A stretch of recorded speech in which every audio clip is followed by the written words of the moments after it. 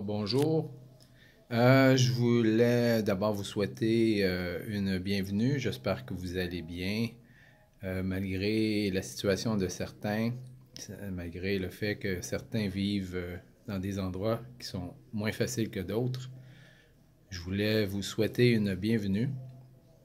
Je voulais faire le point sur ma situation et comment est-ce que je vois la situation en ce moment dans notre monde. On est au mois de janvier 2022.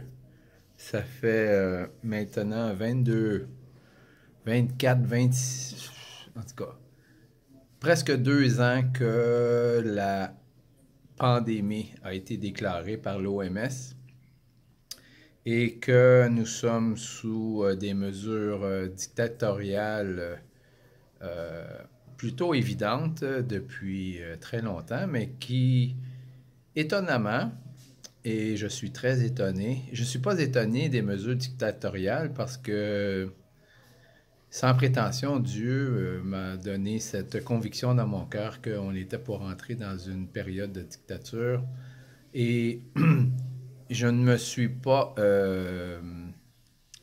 sauvé, mais j'ai été conduit ici.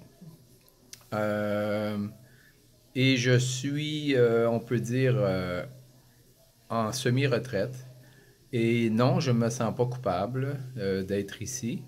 J'ai travaillé 40 ans de ma vie, certains moments de ma vie, 6 jours sur 7.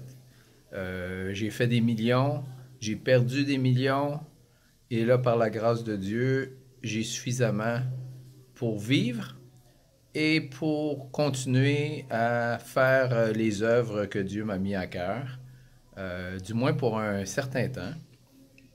Alors, oui, je suis béni, je ne mérite pas plus que n'importe qui ce que j'ai. C'est une grâce et tout ce qu'on a, la vie, la santé, c'est une grâce. C'est une grâce, ça veut dire c'est une faveur non méritée. Je ne le mérite pas plus que d'autres, mais Dieu a décidé que j'étais pour vivre ici pendant un certain temps. Et je lui en remercie à tout moment, à tous les jours.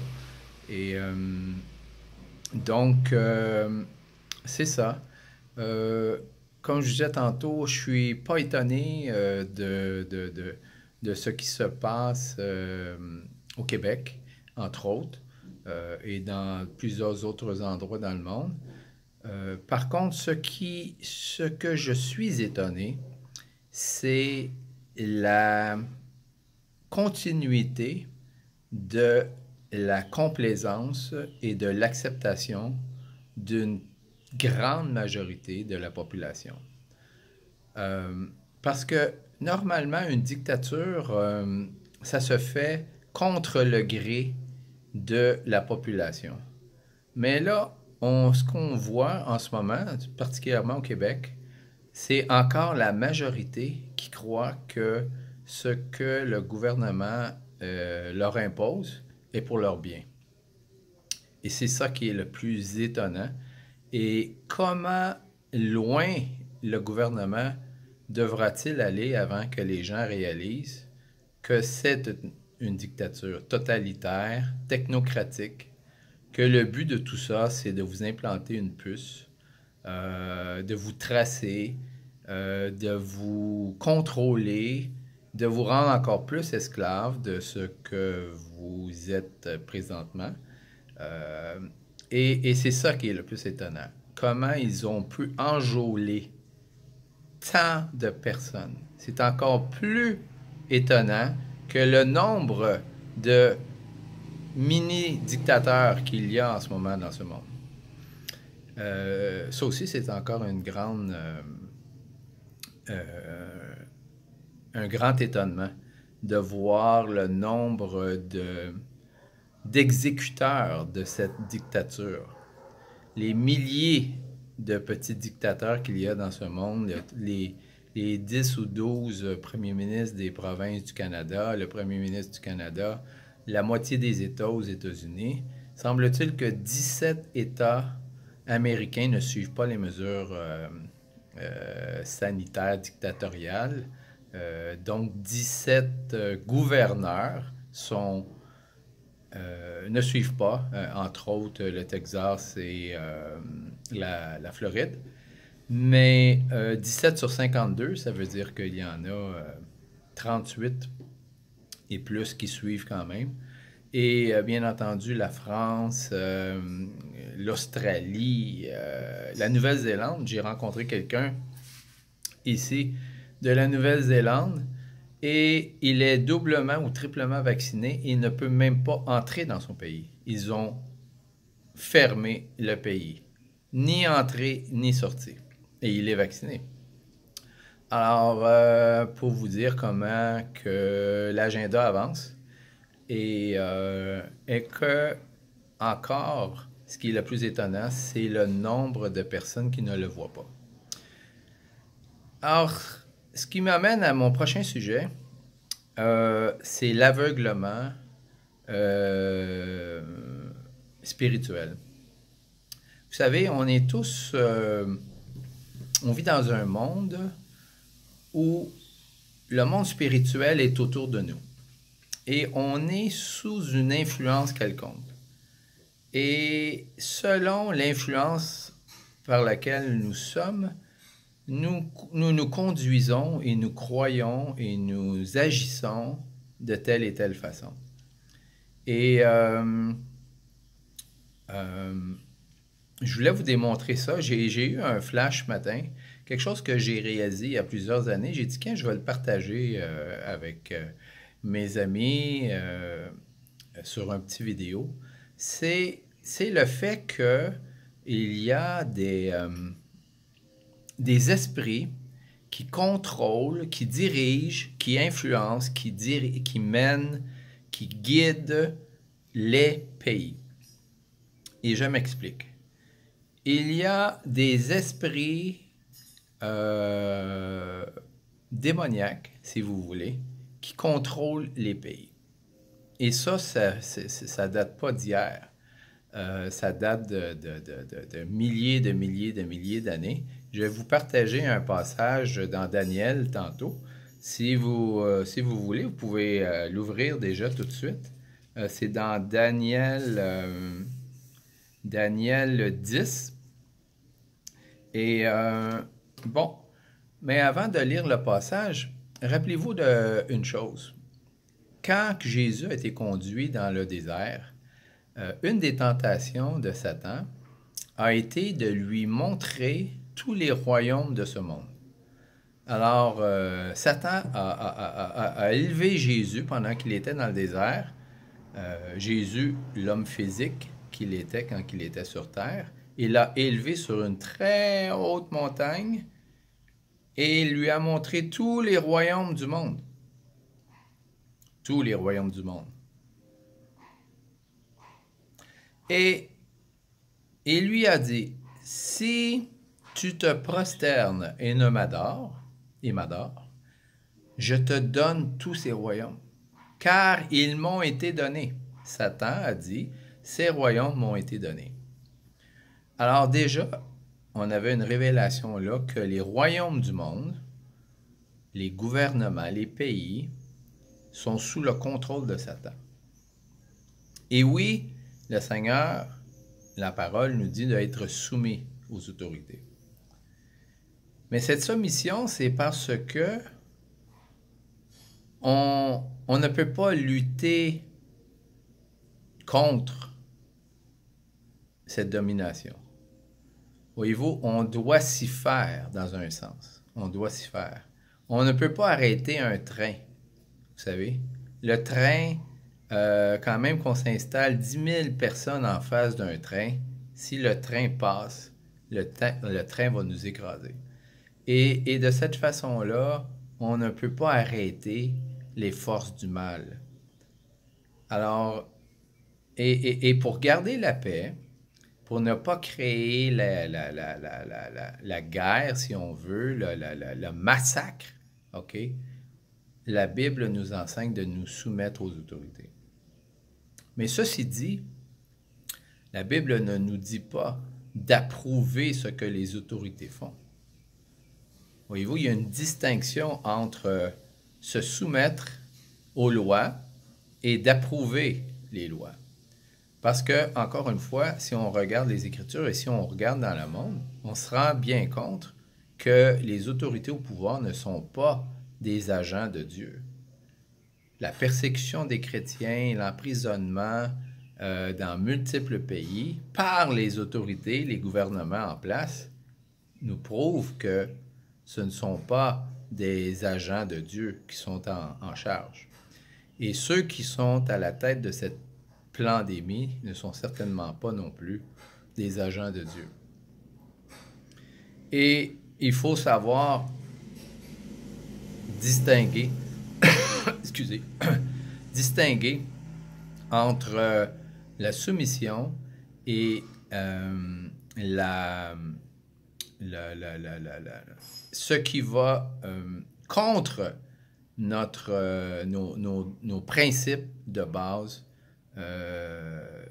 d'être humain et d'enfant de Dieu. Et il faut savoir mettre la ligne au sol. Quand le roi Nebuchadnezzar a imposé l'adoration de la statue à Shadrach, Meshach, Abednego, Daniel, quand Pierre s'est fait arrêter parce qu'il prêchait l'Évangile, et qu'est-ce qu'ils ont tous répondu? Ils ont dit, nous préférons obéir à Dieu qu'aux hommes. Nous préférons obéir à Dieu qu'aux hommes. Alors, définitivement, ce qui se passe sournoisement dans nos pays depuis plusieurs années n'est pas digne d'approbation. Au Québec, je vais vous rappeler qu'est-ce qui s'est passé depuis les 5 dernières années. Ils ont légalisé la marijuana. Ils ont sorti les crucifix des endroits publics. Ils ont empêché les gens de porter des signes de croix dans le cou. Je devrais avoir une croix ici, mais mon chose est cassé.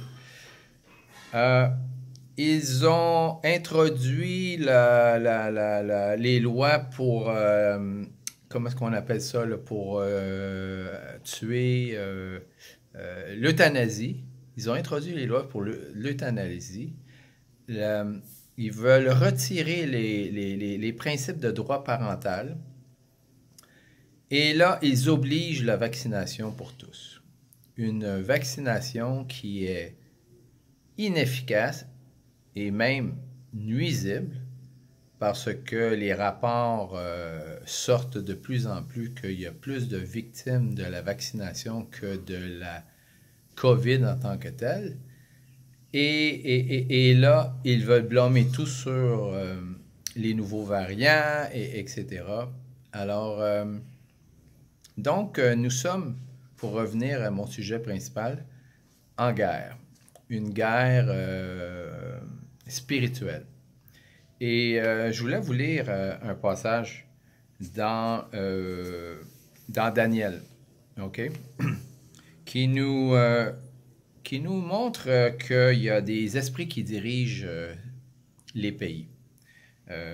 Ce sont des démons, OK?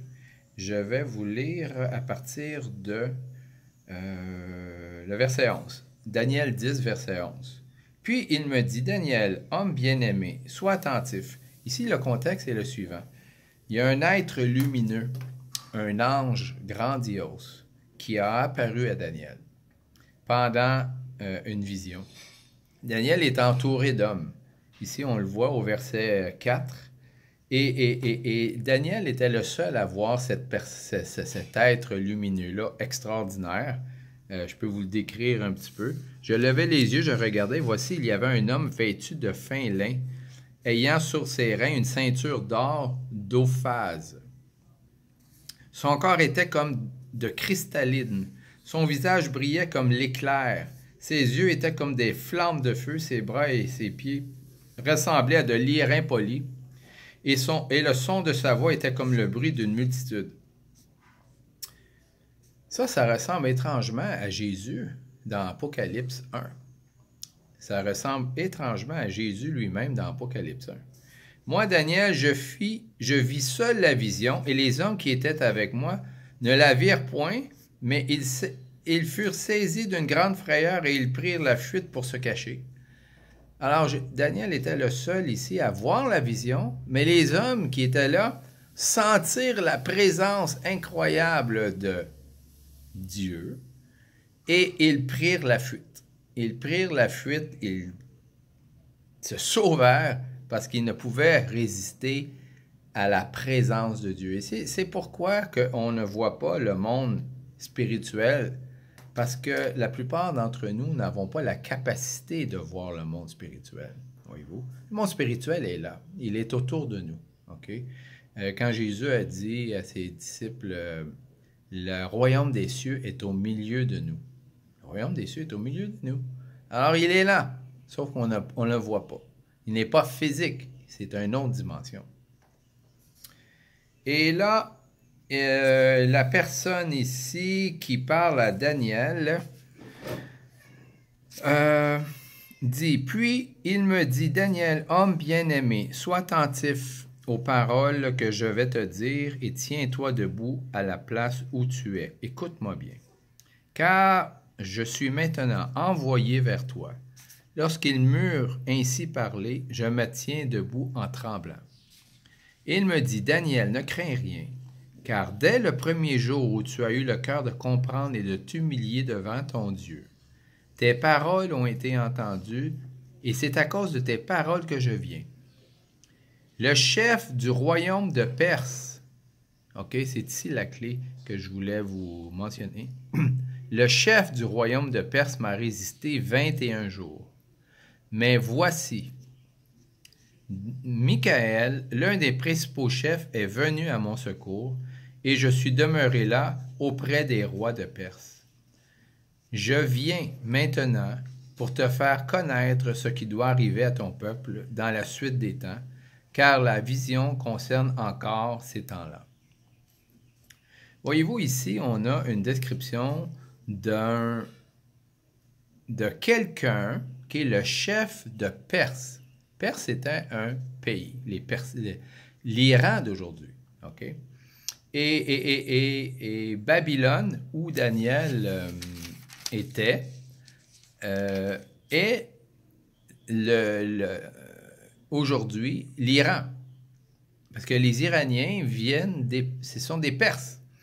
Et vous voyez, il y avait un chef dans le royaume, dans le monde céleste, qui était le chef du royaume de Perse, et qui est peut-être encore aujourd'hui chef du royaume de Perse, probablement. Et donc, vous voyez qu'il y a un monde qui gouverne, qui dirige, qui influence, et qui veut amener les peuples de la terre à se soumettre au chef suprême de ces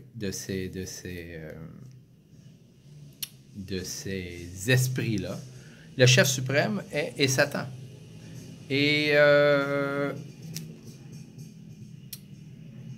ce que je voulais vous partager aujourd'hui est une révélation que j'ai eue il y a plusieurs années, et que le Québec a un démon qui le contrôle.